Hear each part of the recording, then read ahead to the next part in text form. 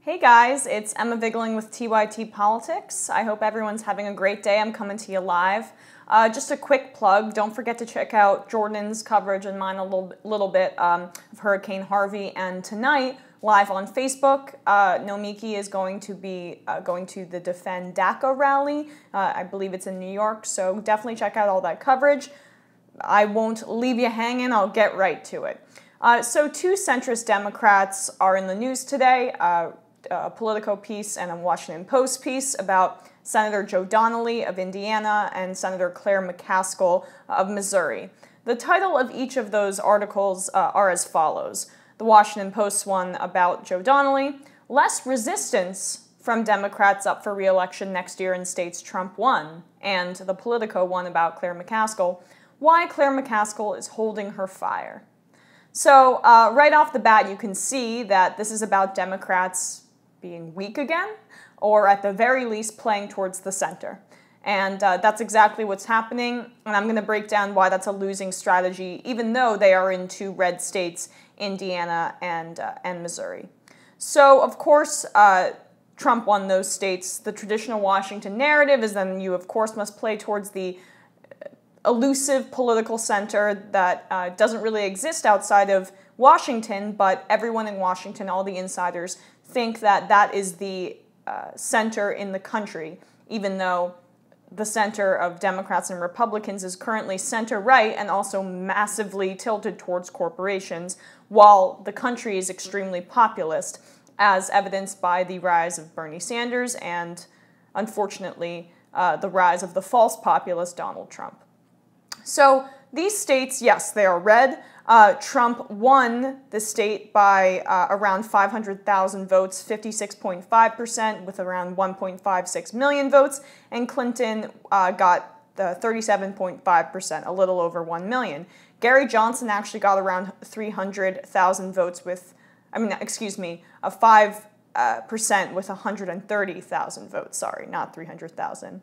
And the Republican Senate candidate Todd Young beat Evan Bayh, who's as centrist of a Democrat as possible, by a closer margin of around 300,000 votes.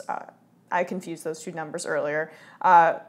52% to 42%. So yes, Republican won the Senate race in 2016. Trump won by a significant margin in 2016. But if you recall, Obama actually won Indiana in 2008, lost it in 2012 to Mitt Romney. But Donnelly still won that year when he got into the Senate. It was the year that Mitt Romney was running against President Obama. And it was because his opponent said that rape was something that God intended, or pregnancy that came after rape. So it's not too tough of a competition for Joe Donnelly, and he got into the Senate that year.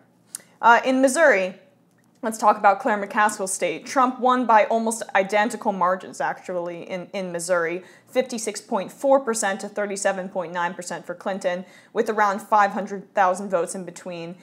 In 2008, McCain was barely victorious in Missouri. He won by 0.2%, 49.4 to 49.2. When Claire McCaskill got into the Senate in 2006, that was when the Democrats took back the Senate under the Bush administration, when there was, Bush was at disastrous approval ratings and the Democrats really took hold. So I think both of them had very fairly easy roads to the Senate, especially given that they were in red states, in terms of the political winds being in their favor, and kind of allowing this centrism, this bland centrism, to seep through. And I do think that now they should take a page out of a more populist book, because Hillary Clinton was a practicer of these exact politics that they are now advocating and now participating in. And she lost handily in both those states when someone like President Obama, who ran in 2008 on a much more populist platform than his presidency actually ended up being, was able to win Indiana in 2008 and come in 0.2 percentage points in Missouri, which is a deeply red state in terms of especially the paradigm in Washington. So both McCaskill and Donnelly up for re-election in 2018, but what is the strategy that they've decided? So again, they're pushing towards this centrism. I will read first from the Washington Post piece about Joe Donnelly to see if you guys agree with this strategy. The workers' message for Senator Joe Donnelly was blunt. This is referring to when he was speaking to his constituents. President Trump, I think he's got a long road ahead of him, and I hope you can back him on some things because I think he has the country's best interests at heart. So clearly a Trump voter. Donnelly assured the man that he is working with Trump on creating jobs and combating opioid abuse. Looking out on the construction of a railroad underpass in this rural town, he said, anywhere we've got common sense stuff, count me in. So instead of saying that Trump is not actually for workers, he says, I assure you I'm working with Trump. That is not an acceptable long-term strategy. That is one that is out of fear. That is one that is out of a lack of confidence for your positions.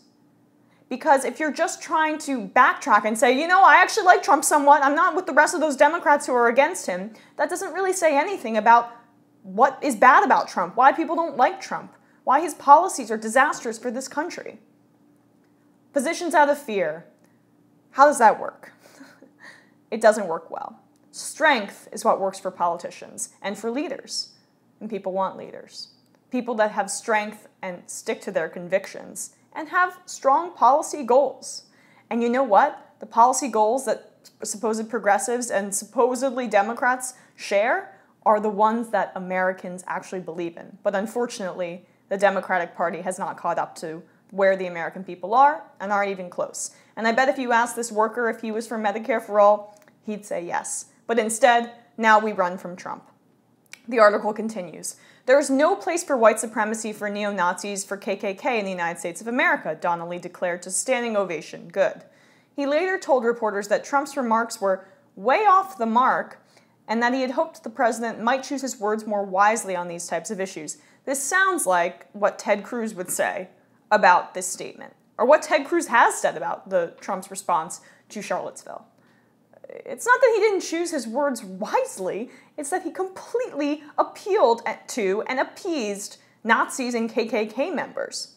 He's purposely being soft in his language in the criticism of the president, who is obviously trying to appease Nazis.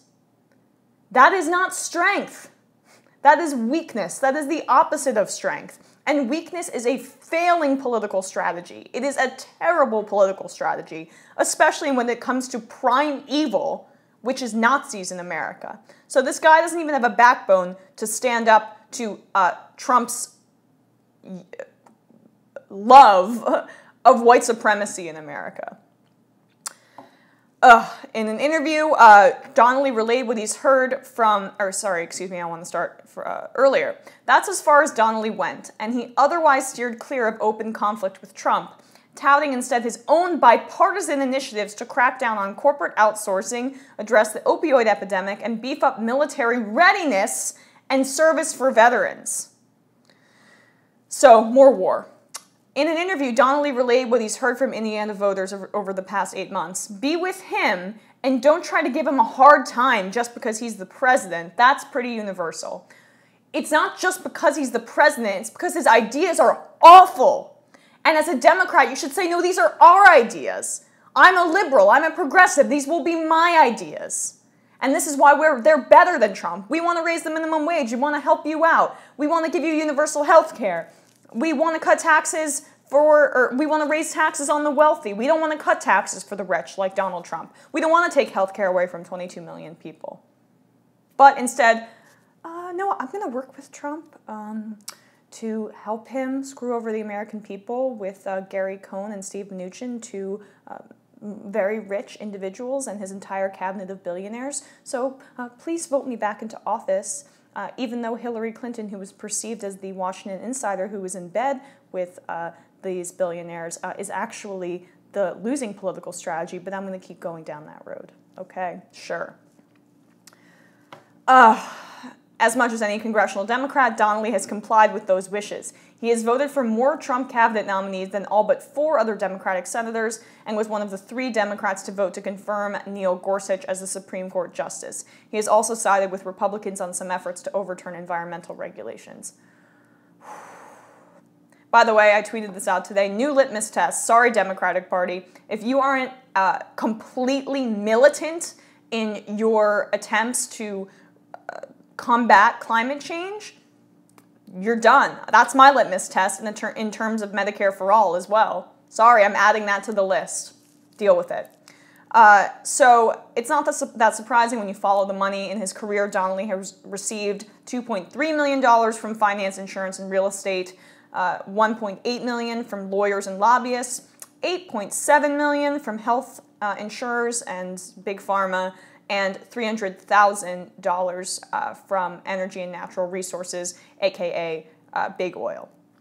For the last time, voters respond to strength. How are you going to work for them?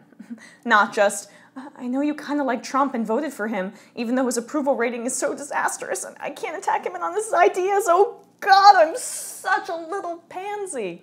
I almost said another P word, but don't want to get demonetized. Okay, so how about McCaskill? So Claire McCaskill, obviously very infamous centrist Democrat, referring to nepotism and corruption within the Trump administration, this is what she said. The American people see it all, and a lot of people don't mind. Oh, way to make the case for the absurd corruption and insanity that Jared Kushner is dealing with Middle East peace. But it's okay. The American people don't mind. Thank you, Claire McCaskill. You're really helping out this atrocious Trump administration. And before you know it, she was actually praising the president's daughter and her husband, even indirectly comparing them to a liberal icon. She met with Kushner on IT acquisition reform. I wonder where that conversation went. And with Ivanka Trump on paid paternity leave. They're contributing and they're working and they're not taking a salary. And I know it makes some people uncomfortable. It made some people uncomfortable when John Kennedy made Bobby Kennedy the Attorney General. Remember that? So the door has swung both ways. That was decades ago. And there weren't all of these other conflicts of interest. And it's, why are you making the case for the president? He's deeply unpopular. Ride that wave and actually make it worse by talking about his policy positions, which are atrocious, that the media doesn't even cover because it's only about Russia. And, you know, I completely agree with the coverage of his Charlottesville comments, but if it had been next to or in addition to policy discussions, that would be much better, but it's not. It's just about that stuff. It's just about his tweets. It's just about his comments. And so you're making the case for him. Why? He's your political opponent. God damn it. Now I'm going to get demonetized. Okay. When Trump speaks to a crowd about an hour away in Springfield on Wednesday afternoon, it's unlikely he'll treat McCaskill with the same kid gloves McCaskill used against him. Thank you, Politico writer, for pointing that out, because it's true.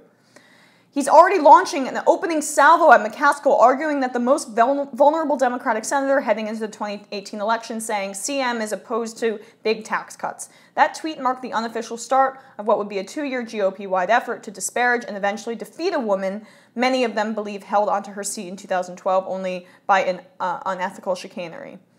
Of course, once again, voters respond to strength, and God, I hope someone primaries her. Why are you spending your time praising Jared and Ivanka at your town hall in Missouri?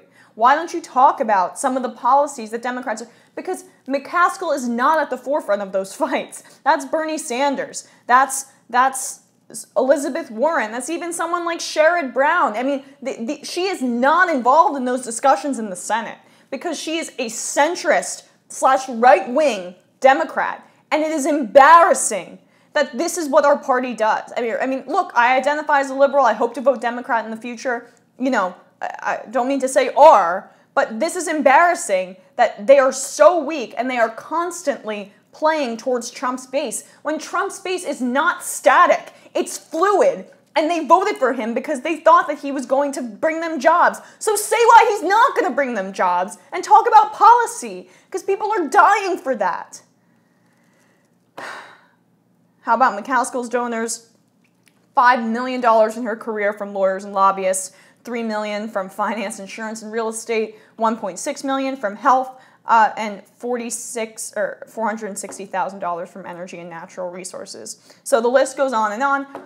They are paid, and Cenk has said this before, these guys are paid to be losers. And that's the problem, because it's not as direct as that phrase, but it is, because when you set up a rigged game, when you say you need millions for the Senate in those cases of corporate money to win these elections, and that you get that corporate money by sucking up to these interests, Republicans are always going to be more amenable and more lackeys, not always, but most of the time, to corporations. So the Democrats get less money from those corporate interests. Still a lot, but less. And their only game plan is to get a little bit more, but still less. So that game plan is moving farther and farther right, further and further towards the center. But you're still at a disadvantage. You're always going to be. So you're always fighting an uphill battle. How about focusing on changing the game and talking about your issues, as opposed to just